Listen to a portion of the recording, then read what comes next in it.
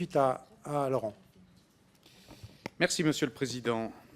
Mesdames et Messieurs les ministres, Monsieur le rapporteur général et Mesdames et Messieurs les députés, merci beaucoup. Je suis très heureux d'intervenir aujourd'hui devant votre commission pour vous présenter avec mes collègues ministres ce projet de loi de financement de la sécurité sociale pour 2025.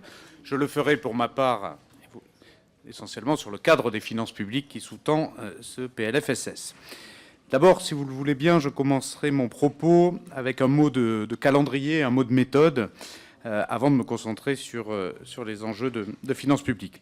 D'abord, du fait des circonstances que vous connaissez, le calendrier de préparation du texte que nous vous soumettons aujourd'hui a été particulièrement contraint. Et j'ai pleinement conscience que ce n'est pas sans conséquence d'abord sur le contenu du texte, que d'ailleurs le Premier ministre a lui-même, sur l'ensemble des textes financiers, ça va aussi pour le PLF, qualifié de perfectible. Il est donc important que nous puissions, je crois, travailler ensemble pour améliorer ce texte. Je crois pour ma part sincèrement aux vertus de l'écoute, du dialogue, de la concertation, qui sont d'ailleurs au fondement de notre modèle de protection sociale, et ça s'y réfère particulièrement bien ici. Nous devons l'avoir avec vous, parlementaires, bien sûr, ce dialogue, mais aussi avec les partenaires sociaux, mais aussi avec les organisations professionnelles, patronales et syndicales. Je l'ai dit d'ailleurs très clairement lundi devant la Commission des comptes de sécurité sociale, nous devons et nous saurons être à l'écoute de toutes les propositions qui vont dans le sens d'un rééquilibrage des comptes, et je vais justement y venir. C'est en effet autant à la lumière de la situation globale de nos finances publiques que de la situation spécifique de nos comptes sociaux que ce PLFSS prend son sens. Vous le savez, nous avons un déficit public qui est important, trop important dans notre pays, qui peut aboutir à plus de 6% à la fin de cette année 2024. Nous avons l'ambition de le ramener à 5% à l'horizon 2025. C'est un effort, cela a déjà été répété de nombreuses fois, qui représente environ 60 milliards d'euros pour atteindre ces 5% si l'on prend en compte l'évolution tendancielle. Et s'agissant des comptes sociaux, le rapport qui avait été présenté par le secrétaire général de la CCSS illustre d'ailleurs clairement la gravité de la situation.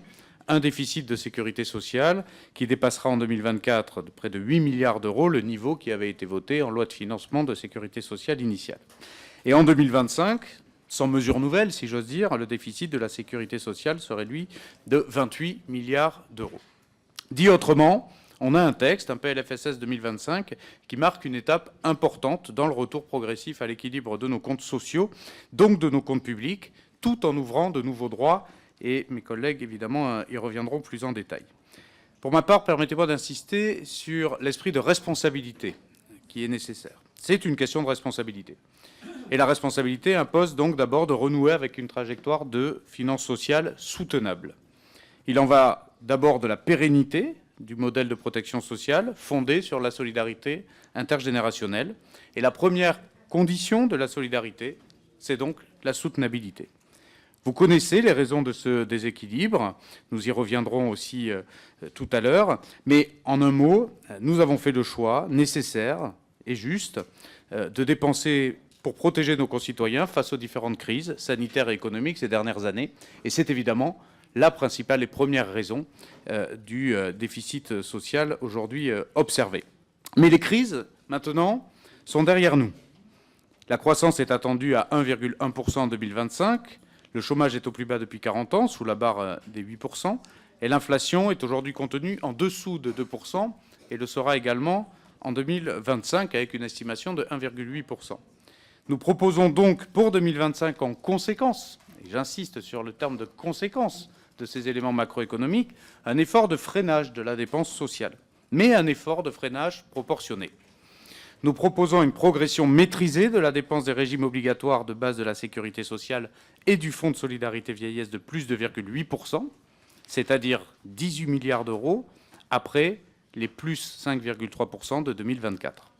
Le PLFSS prévoit par ailleurs des premières mesures visant à redresser le solde dès 2024. On pourra y revenir si vous le souhaitez. En 2025, 4 piliers équilibrés permettront de ramener le déficit de la sécurité sociale à moins 16 milliards d'euros, tout en finançant des mesures nouvelles. Le report de l'indexation des pensions de retraite, étant entendu que les minima seront revalorisés au calendrier habituel, permettra de dégager plus de 3 milliards d'euros pour la sécurité sociale, auxquels s'ajouteront plus de 2 milliards d'euros au titre du relèvement de 4 points du taux de cotisation des employeurs publics de la CNRACL. La maîtrise des dépenses de l'ONDAM, elle, qui permettra de ramener sa progression à son niveau spontané de 2,8%. C'est d'ailleurs un objectif qui ne pourra être atteint qu'à condition de s'engager à ce que les mesures nouvelles auxquelles le gouvernement s'est engagé puissent être financées à due concurrence par des efforts de maîtrise de la dépense qui devront représenter environ 5 milliards d'euros, 4,9 milliards pour être exact, de mesures d'économie. Cet effort de maîtrise sera équilibré, il reposera sur l'ensemble des acteurs du système de santé, tout en préservant les assurés, dont le reste à charge a baissé, je le rappelle, de plus de 2 points en 10 ans. Il passera également par le relèvement du ticket modérateur à hauteur de 1,1 milliard d'euros, mettra davantage à contribution les organismes complémentaires, dont la part dans la consommation de soins et de biens médicaux baisse tendanciellement. Également la baisse du plafond de prise en charge des indemnités journalières qui sera sans effet sur les salariés rémunérés en deçà de 1,4 SMIC, qui dégagera 0,6 milliard d'euros d'économies dès 2025. Nous aurons l'occasion d'y revenir avec les ministres. Et enfin, le relèvement des franchises et participations forfaitaires actées en 2024 qui montera en charge à hauteur de 0,3 milliard d'euros supplémentaires en 2025. La maîtrise de cet ONDAM reposera aussi sur des mesures d'efficience. Les plans de maîtrise du prix des produits de santé à hauteur de 1,2 milliard d'euros et de sobriété des usages à hauteur de 400 millions d'euros permettront de maîtriser la progression des dépenses de produits de santé qui progresseront malgré tout de 2,3%. L'optimisation des achats, notamment à l'hôpital et dans les établissements médico-sociaux, qui doivent permettre de dégager 700 millions d'euros de moindres dépenses, ainsi que les mesures de maîtrise des dépenses de radiologie et d'imagerie médicale présentées dans ce PLFSS, qui doivent permettre une économie de 300 millions d'euros. Enfin, 300 millions d'euros d'économies sont attendus dans le champ de la régulation des soins de ville et des dépenses liées au Covid. Au-delà de ces près de 5 milliards d'euros, les efforts de maîtrise médicalisée et de lutte contre la fraude doivent continuer à monter en charge. Troisième point, les réformes d'efficience, comme la refonte des allègements généraux qui doit nous permettre de lutter plus efficacement contre les trappes à bas salaire en dépensant moins, seront aussi proposées. Enfin, la révision des niches socio-fiscales, pardon pour le lapsus, les niches socio-fiscales, dans le cadre des réformes portées